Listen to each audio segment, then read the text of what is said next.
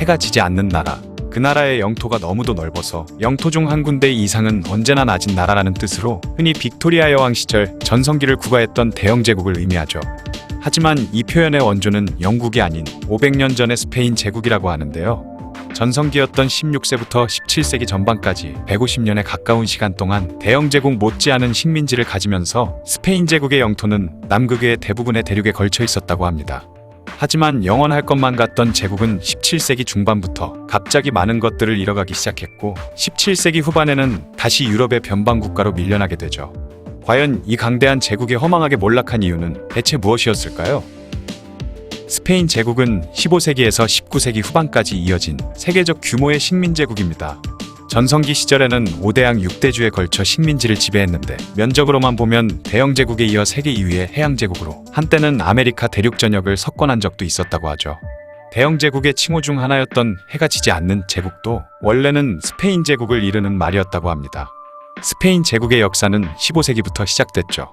800년 가까이 이베리아 반도의 둥지를 틀고 있던 이슬람 세력을 안달루시아 남쪽 끝으로 몰아낸 카스티아 왕국은 1469년에 여왕 이자벨 1세가 지중해를 장악한 아라곤 왕국의 페르난도 1세와 혼인을 하면서 두 부부가 함께 나라를 다스리는 통합 스페인으로서의 역사가 시작되었습니다.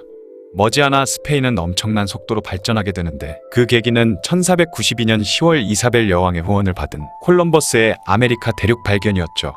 콜럼버스의 항해로 아메리카 대륙을 발견한 이후 에르난 코르테스와 페드로 데 알바라도, 프란시스코 피사로 등의 정복자들이 멕시코와 콜롬비아, 파라과이, 아르헨티나, 우루과이 등을 점령한 데 이어 텍사스와 애리조나 등 지금의 미국 남서부 지역들을 점령하면서 스페인은 북중미와 남미 일대에 거대한 식민지를 구축하기 시작했습니다. 1580년에는 스페인과 포르투갈의 연합이 이루어지면서 기존의 스페인이 점령하고 있던 아메리카 대륙 식민지와 1571년 추가로 정복한 필리핀에 이어서 포르투갈이 대항해 시대를 맞아 정복한 아프리카와 브라질, 인도, 동남아시아와 중국의 식민지까지 합쳐지며 거대한 규모의 해양제국을 이룩하는 데 성공하게 되죠. 이 시기 스페인 제국은 필리핀에 쳐들어온 왜구를 카가얀 전투에서 격퇴시키기도 했고 명나라를 정복하려는 시도를 하기도 했습니다.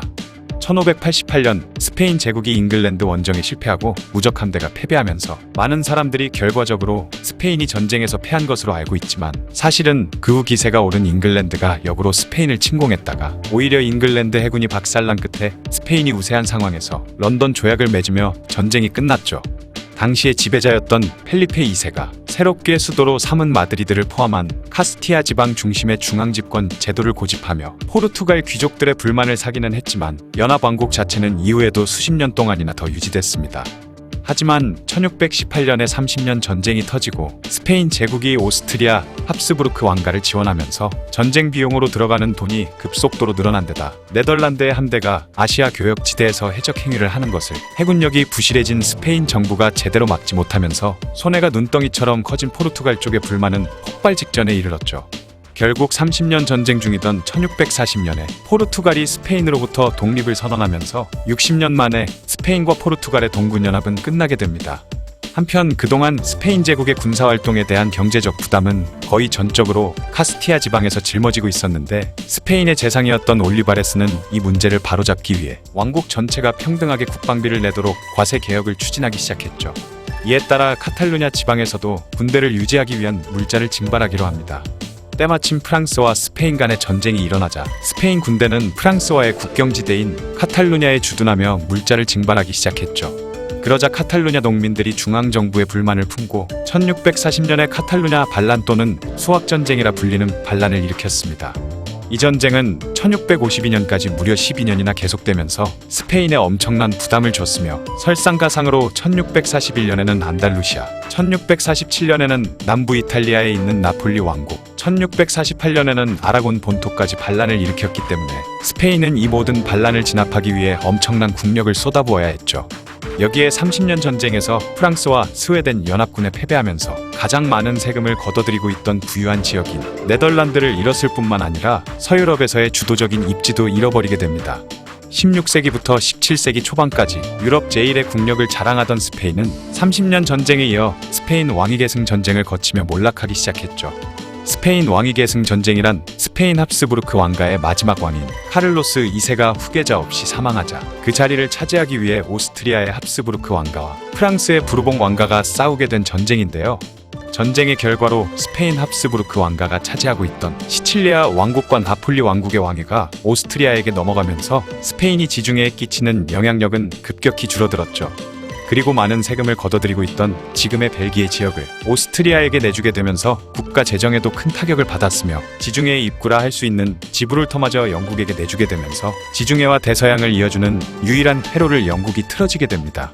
그렇게 끝없이 몰락하기만 하던 스페인 제국이었지만 이후 한동안 현명한 왕들이 나와서 정책에 적극적으로 참여하면서 조금씩 예전의 영광을 되찾는 듯한 모습을 보이던 때도 있었죠.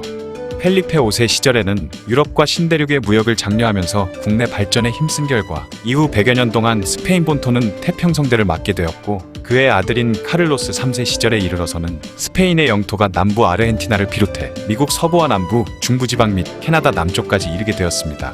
1766년 스페인의 마드리드와 각 지역에서 반란이 일어나자 카를로스 3세는 반란의 배후가 가톨릭의 남자 수도회인 예수회라고 판단했고 다음 해에 스페인의 전 국토와 식민지에서 예수회를 추방했죠.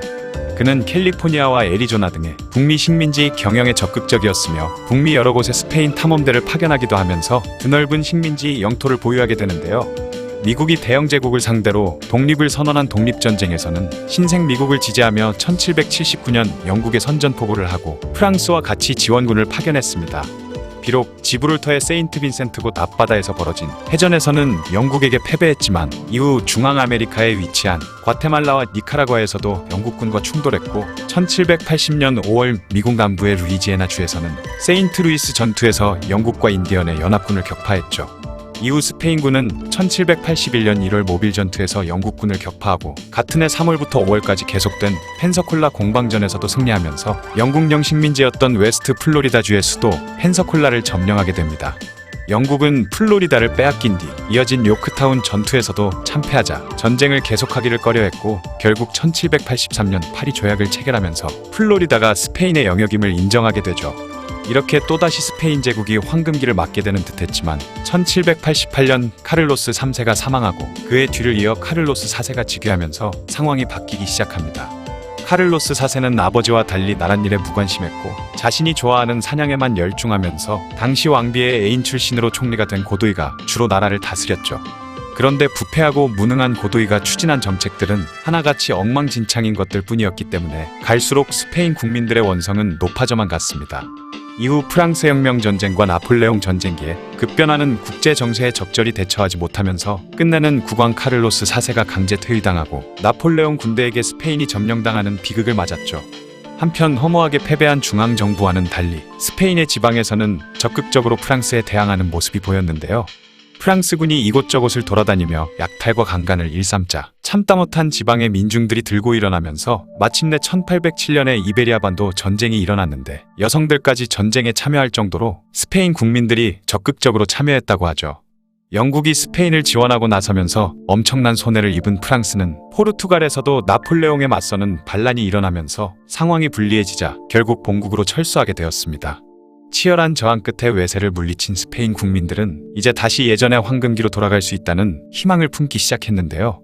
하지만 왕으로 즉위한 페르난도 7세는 국민들의 기대와 달리 자신의 왕위를 지키는 것에만 관심을 가졌고 중남미에서 일어나는 반란들을 진압하지 않고 내버려뒀는데 그 결과 스페인의 식민지들이 하나둘씩 독립하기 시작했고 스페인 내부의 문제들마저도 제대로 해결하지 못하면서 국민들의 불만은 시간이 갈수록 커지기 시작했죠. 1898년에는 미국과의 전쟁에서 패배하면서 괌과 쿠바, 필리핀 등의 식민지를 모두 잃게 되고 그나마 남은 서태평양의 섬들조차 지배할 여력이 되지 않았기 때문에 독일에게 모두 팔아버리게 됩니다. 이후 스페인에 남은 식민지라고는 서사하라와 적도 기니 그리고 스페인령 모로코가 있는 아프리카 영토뿐이었죠. 17세기까지 스페인의 속국에 불과했던 벨기에와 네덜란드가 보유한 식민지보다도 더 작은 영토를 가질 정도로 몰락한 것입니다. 동시대의 영국이나 프랑스의 지배자들이 중앙 집권화를 이뤄나가며 근대 국가로 빠르게 체제 변환을 하고 있었던 중요한 시기에 제대로 된 리더가 없었던 스페인은 뼈아픈 대가를 치러야만 했죠. 지금까지 스페인 제국의 몰락에 대한 이야기였습니다. 영상을 봐주셔서 감사합니다. 더 재미있고 유익한 영상으로 다시 찾아뵙겠습니다. 구독과 좋아요 꾹 눌러주시고 댓글도 부탁드려요.